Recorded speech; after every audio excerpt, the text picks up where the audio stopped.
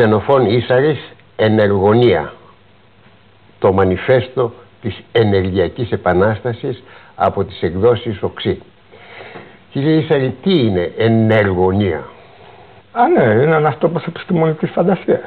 Ναι, αλλά έχει μέσα την ενέργεια. Ενεργειακή Επανάσταση, τι είναι? Ναι, διότι σε αυτόν τον τόπο το χρηματοκεντρικό μοντέλο θα αντικατασταθεί από το ενεργοκεντρικό μοντέλο. Δηλαδή, οι κοινωνίες θα έχουν σαν σκοπό τη συγκέντρωση πόρων και ενέργειας και όχι τη συγκέντρωση χρήματος. Έχετε σπουδάσει εφαρμοσμένα μαθηματικά και κοινωνικές επιστήμες στο Παρίσι και φυσική στο Απιθή και επαγγέλλεστε τον τεχνολογικό ευαγγελιστή. Technology evangelist. Τι είναι? Αυτό είναι ένας όρος ο οποίος χρησιμοποιείται στο εξωτερικό για ανθρώπους της σκέψης οι οποίοι προβάλλουν κάποιες συγκεκριμένες εξελίξεις που βασίζονται όμως πάνω σε τεχνολογικές εξελίξεις. Ποιες είναι οι ανανεώσιμες πηγές ενέργειας που εσείς προτιμάτε? Ο ήλιος, ο αέρας. Ναι. Έχουν βγάλει ανανεώσιμες πηγές και από τα κύματα. Από πάρα πολλές μορφές βγάζουν ενέργεια.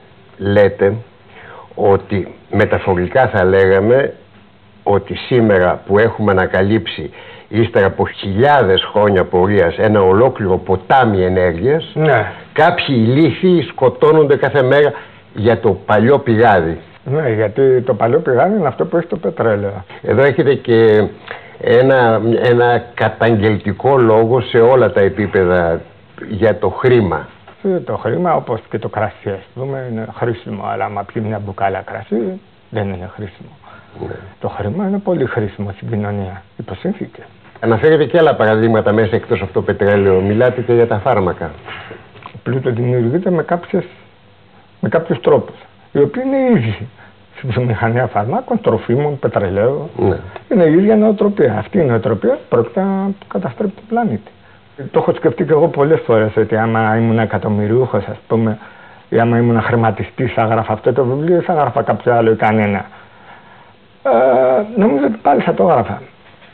Από οποιαδήποτε τάξη επίπεδα θα το έγραφα, διότι με αφορά. Αφορά και τους πάρα πολύ πλούσιους. Τους αφορά. Και αυτό είναι το ευτυχές στην καταστροφή του πλανήτη. Γιατί πριν οι πολύ πλούσιοι μπορούσαν να φύγουν από κάπου όταν μάζε, να πάνε κάπου αλλού. Τώρα όμως δεν υπάρχει το αλλού. Ακριβώς επειδή έχει γίνει καταστροφή συνολική. Ναι. Δεν νομίζω ότι η άρχουσα τάξη θα ασχολιόταν με τα προβλήματα του πλανήτη αν δεν γινόταν και δικό του πρόβλημα. Αυτό είναι κάπως σαν απλή λογική. Γράφετε σε μια άλλη σελίδα του βιβλίου σας ότι έχει ξανασυμβεί και στο Μεσαίωνα μια τέτοια κατάσταση. Τι είχε συμβεί στο Μεσαίωνα? Την ηγάγανα οποιασδήποτε τεχνολογικά προηγμένες ιδέες σαν ερωτικές. Λοιπόν, η τεχνολογία είναι στην υπηρεσία του πολιτισμού, υποσυνθήκες πάντα. Υποσυνθήκες, επειδή το έχω αναφέρει πάλι, το υποσυνθήκες είναι το πιο χρησιμοποιητή τεχνολογία, έτσι. Διότι η τεχνολογία δεν είναι αυτά που εφήβρε ο Αϊνστάιν. Ο Αϊνστάιν έκανε την εφεύρεση. Το οποίο θα χρησιμοποιήσει την εφεύρεση του Αϊνστάιν είναι η επίδραση που θα έχει εν τέλει η τεχνολογία στον πολιτισμό. Στο Μεσαίωνα πήγαν πιο πέρα. Δεν χρησιμοποιούσαν απλά λάθος την τεχνολογία, την εκτελούσαν. Λέτε ότι το βιβλίο σας δεν είναι φιλοσοφικό δοκίμιο. Όπως ήταν να πιστεί ο αναγνώστης για ποιο πράγμα? Μεγάλη μου προσπάθεια στο βιβλίο ήταν να δείξω ότι όλες οι τάξεις έχουν κοινό πρόβλημα πλέον. Ότι μπορεί να τεθεί ένας επόμενος στόχος. Διότι η τεχνική της επανάστασης πάντα έφερνε προβλήματα. Δηλαδή η επανάσταση ήταν πάντα το αυριανό κατεστημένο. Στην επανάσταση πάντα χάναν αυτοί που χάναν και πριν. Βασικά μπορούμε να πούμε με ασφάλεια ότι δεν έγινε και καμία σημαντική επανάσταση σε όλα τα χιλιάδες χρόνια. Λοιπόν, δεν περάσαμε στο επόμενο επίπεδο σκέψης. Το μετά τη βία. Δεν έχουμε περάσει. Απλά η βία παραλλάσσεται, αλλάζει μορφές, γίνεται πιο πολιτισμένη. Αλλά η βία γίνεται πιο πολιτισμένη. Ο πολιτισμός δεν έχει γίνει πιο πολιτισμένο. Αυτό το κεφάλαιο γράφτηκε το 1998 και δημοσιεύτηκε στο ΜΕΝ του κ. Τερζόπουλου πρώτη φορά. Δείχνω το ότι η τεχνολογία εκβιάζει διαμέσου ορισμένων διαδρομών τις κοινωνικο-οικονομικές συνθήκες να ανατραπούν. Με λίγα λόγια, η τεχνολογία δημιουργεί ανεργία. Διότι από τότε που ήμασταν στα σπήλαια, εφευρήκαμε την τεχνολογία για να μην κάνουμε τη δουλειά εμείς. Ο απότερος σκοπός του ανθρώπινου είδους είναι να δουλεύουμε λιγότερο, όχι περισσότερο. Δεν εφήβραμε τη γεωργία για να δουλεύουμε περισσότερο, ούτε τα όπλα για να κυνηγάμε περισσότερο. Όλος ο σκοπός πάντα ήταν να δουλεύουμε λιγότερο. Τώρα όμως έχει περιπλακεί. Η περιπλοκή έχει γίνει ότι παρά που μπορούμε να δουλεύουμε λιγότερο, περίεργος πώς δουλεύουμε όλοι περισσότερο. Και αυτό είναι που πρέπει να αλλάξει. Γιατί αν δεν αλλάξει, θα δημιουργήσει αυτό που λέω εκεί, ότι η επανάσταση έχει αρχίσει. Γιατί όταν κάποιος δεν καταναλώνει, ρίχνει το σύστημα. Όταν κάποιος δεν έχει λεφτά, δεν θα καταναλώσει. Και θα ρίξει το σύστημα χωρίς να θέλει να ρίξει κανένα. Αλλά θα είναι επαναστάτης χωρίς να το ξέρει. Ειδικά σε εποχές τώρα με αυτή την παγκόσμια λιτότητα, αυτό είναι ιδιαίτερα επικίνδυνο. Ακριβώς, ναι. Είναι ιδιαίτερα επικίνδυνο. Και λέτε και έχει ένα άλλο ενδιαφέρον κεφάλαιο, ο νόμος της αναγκαστικής κατανάλωσης. Παρατήρησα το εξής, ότι οι πόροι που συγκεντρώνονται είτε σε έναν άνθρωπο είτε σε ένα σύστημα αναγκάζονται να ξοδευτούν υπό ορισμένες συνθήκες. Πάντα. Δηλαδή, αν πιέσεις ένα σύστημα διαμέσου της λιτότητας, θα αυξηθεί η εγκληματικότητα. Η εγκληματικότητα είναι επαναδιανομή πόρων με άλλους τρόπους. Άμα το πιέσει πάρα πολύ, θα γίνει επανάσταση. Και αυτό είναι πάλι επαναδιανομή πόρων. Αν το πιέσει αφόρητα, θα γίνει πόλεμος. Και εκεί πάλι θα αναγκαστούν να κάνουν τον πόλεμο. Αυτό είναι το πιο ενδιαφέρον. Αυτοί που έχουν τα λεφτά κάνουν τον πόλεμο.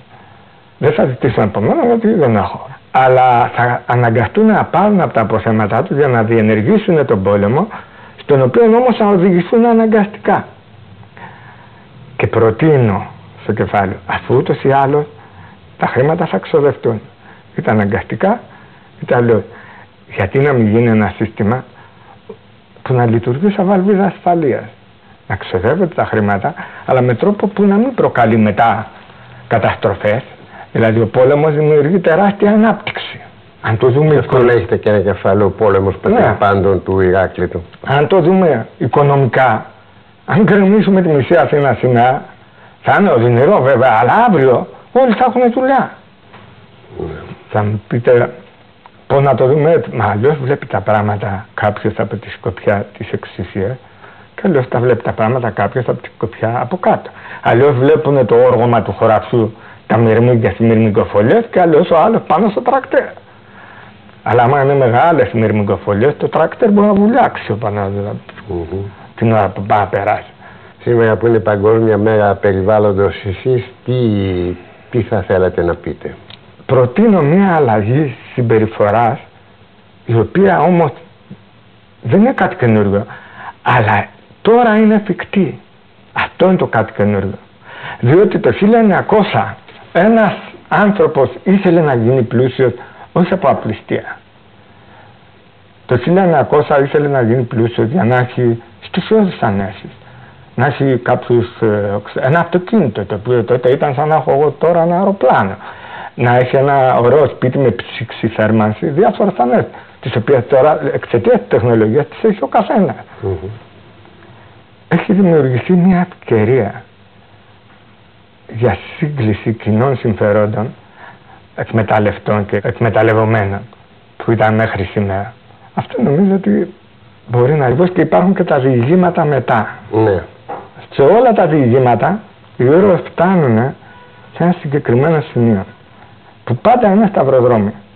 Και αυτό το σταυροδρόμι το βλέπει ο ίδιος αναγνώστης, ότι μπορεί να πάρει σε μια διαδρομή σκέψης τη γνωστή, τη βίαιη, την οργισμένη, την όλα, τα συμφέροντά μου, τα μικροσυμφέροντά μου και την άλλη. Ο αναγνώστης φτάνει λοιπόν στο παρά 5 ή στο παρά 1 και βλέπει ότι θα μπορούσαν όλα να είναι αλλιώς, μέσα στο διήγημα όμως πλέον, όχι σαν θεωρία. Και πιστεύω ότι μπορεί εκεί να το πιστέψει, ότι μπορούν όλα να είναι αλλιώς από μια στιγμιαία απόφαση. Να πιάσει. Να πιάσει. Πώς σας θεωρούν στον κύκλο σας όταν λέτε αυτά τα πράγματα? Ναι, αλλά αυτά τα πράγματα δεν γίνονται. Αυτό. Υπάρχει μεγάλη απεσιοδοξία.